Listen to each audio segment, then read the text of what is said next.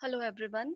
In the series of Learning Database Management System, today we are going to solve an example using triggers.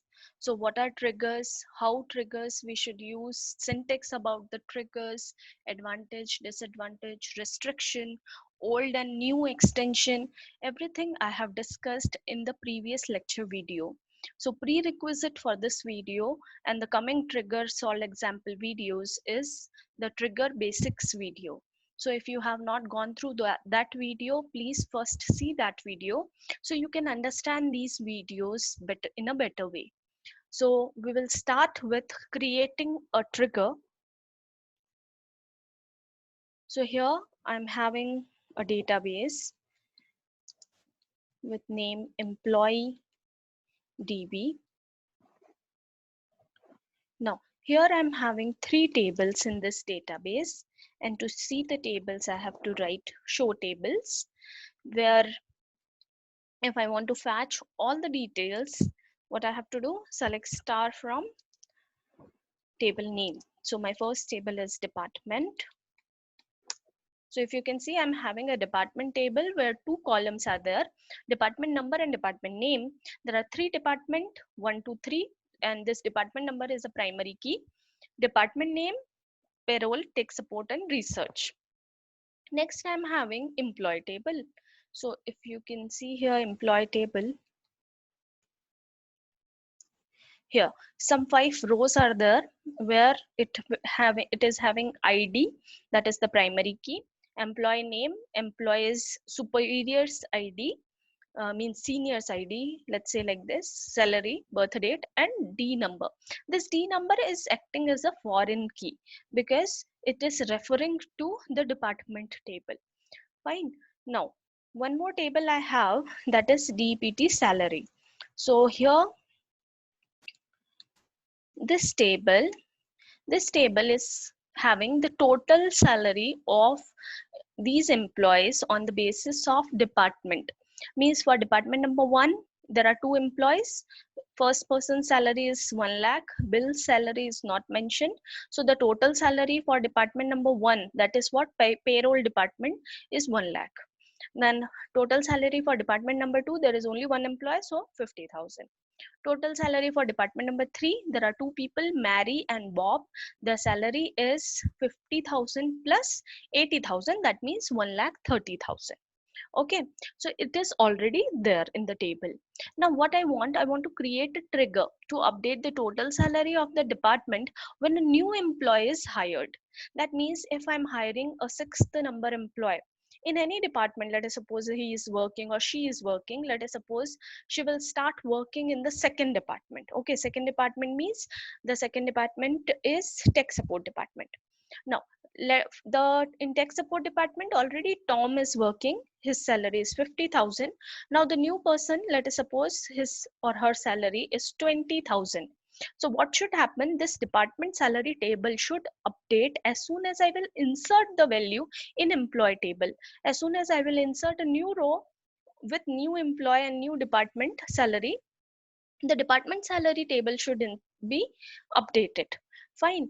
And the total salary, for example here Tom is getting 50,000, the new person who is coming in the second department is getting 20,000. So here for D number 2, it should mention 70,000 to me. Okay, so this we want to create a trigger like this. As soon as we are doing something here, a automatic trigger will invoke on department salary. Okay, so for doing this, let's first change the delimiter, because here also in trigger body we will use semicolon, which is our by default statement terminator. So to avoid the clash, let's change the delimiter. How to change delimiter? Delimiter space delimiter character we have to give. I'm giving the delimiter character as exclamation mark for this question.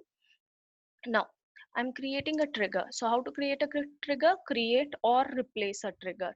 So right now in my system I'm not having any trigger, so I'm writing create trigger. Then I have to give trigger name. So I'm writing the trigger name as update salary. Okay, now after this what I have to mention, After this, I have to mention the event after or before, which type of trigger I want. Now, what I'm saying, when a new person will entered in employee table, a new row will enter in employee table. After that, a trigger should invoke, and here the total salary should get updated. So this is a after type trigger. Okay. Now, on which event we are doing which DML operation? On the insertion of the row. So insert. On which table? On employee table. Fine. So I'm going as the syntax is given, right? If you can see here, the syntax: create trigger, trigger name. We have created after type trigger. Which DML operation? Insert. On where? Employee table. Next, what? On now I have to mention for each row, right? So here I should mention after this for each row, because for each row I want this trigger to be invoked. Then I have to write trigger body. Now trigger body also start with begin. Fine. This begin works like your opening of curly braces of your C++. Fine. So whenever I'm writing begin and end, whatever I will write between begin and end will be the body section for particular trigger or procedure. Fine. So here begin, and what I want to do here, now I have to put a control statement. So I'm writing if. Now those who have little bit knowledge of C++, how we do if or control statement in C and C++, we write if, then we will give condition. If that condition is true, we open the if block, and inside the block we give the statement which should be followed if the condition is true. Otherwise it should not enter the block. Fine. Similarly here we will write if, then we will write the condition. Now if the condition is true, then we will use the keyword then. So if then, and then we will come inside and follow the statement. And for ending of if, here we have to write end if. Okay. So let me give the condition so you will understand. Now I'm inserting a new row. So you remember the extension. Those who don't know about these extension, please see the trigger basic. I have explained the extensions. So if now the new row is coming, fine. So that new row I will be referring as new dot.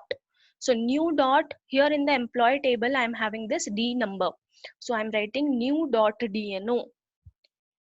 If something is coming, that means this, at least this D number will not be null, right?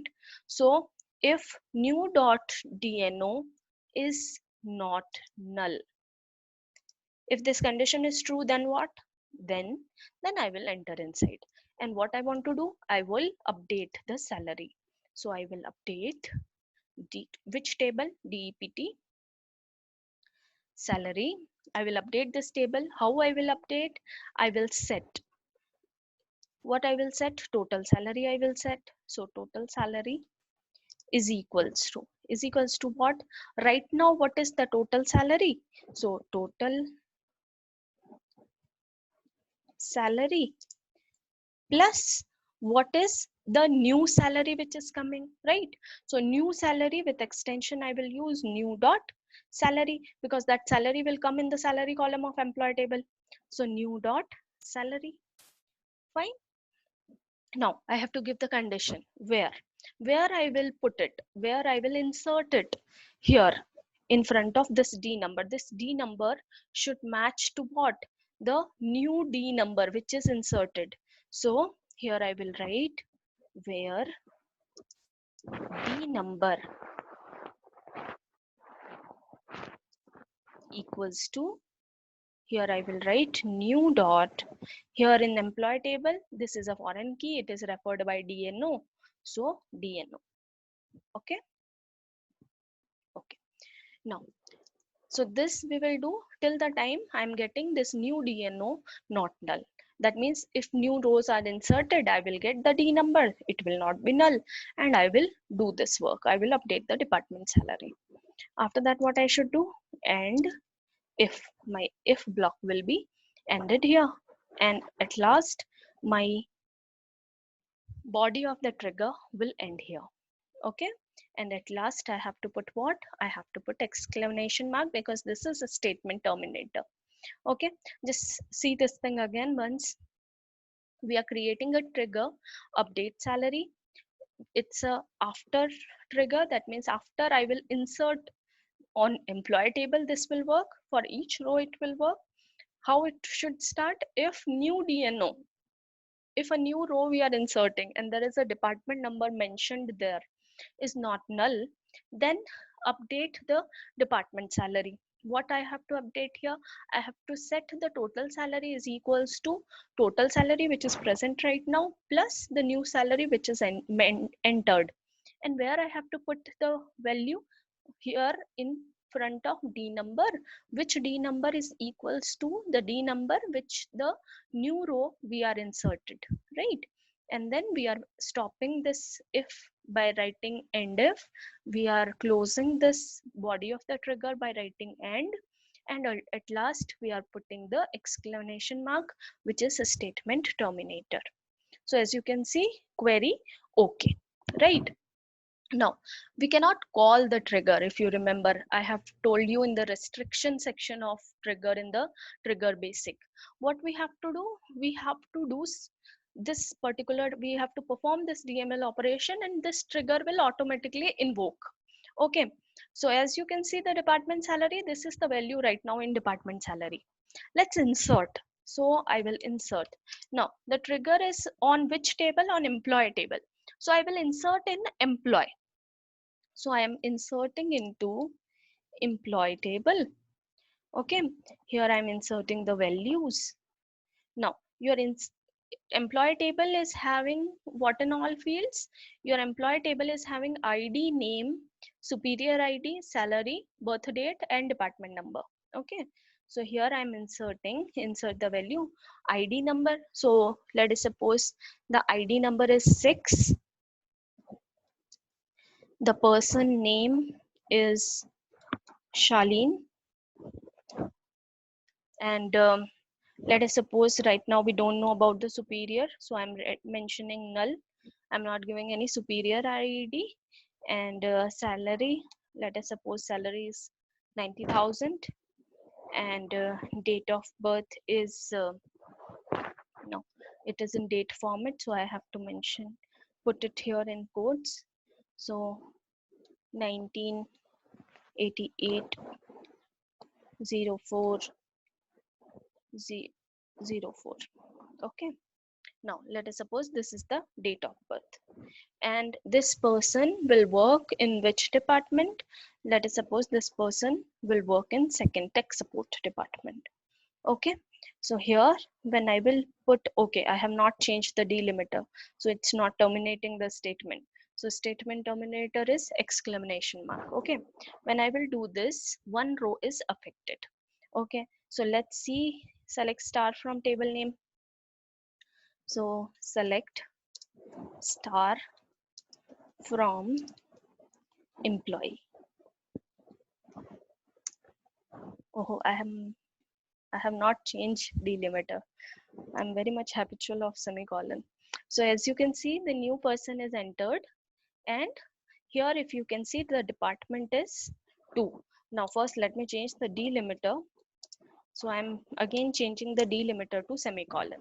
Okay, now let me show you, select star from DPT salary. So as you can see, for the second department, earlier it was 50,000, right? When only one employee was there, for second department salary was 50,000. But as soon as the new employee entered in department second, so 50,000 plus 90,000, the salary got increased. Fine. Similar thing will happen if we will do insert one more person. So let us suppose the new person, seventh one, the person name is Sush. Let us suppose this person is getting salary as 45,000. Date of birth is 1990. Fine. And this person, let's put in first department, or let's do like this. Let's not put the department only. Fine. I'm not mentioning the department. Then let's see what happens. Very okay.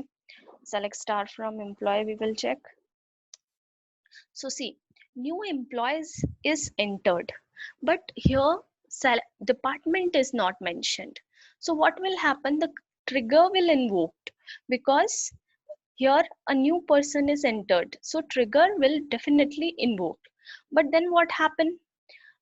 It will invoke, it will understand, okay, the value is inserted, so trigger is invoked. Now it will check if new DNO is not null, but then that condition will violate because here we have not mentioned the D number for this employee, right? So D number is null. That's why it will not enter in the if block and updation of salary will not happen. Whereas when this person Shaleen was entered, department number 2, that time what happened?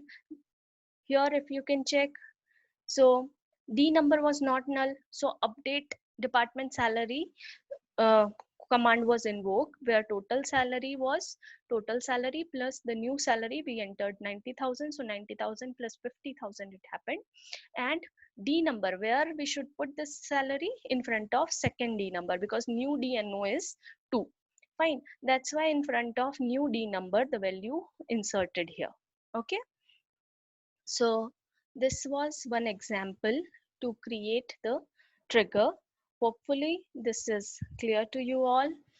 This is it for this session. In the next session, we will do some more example for trigger. Thank you very much.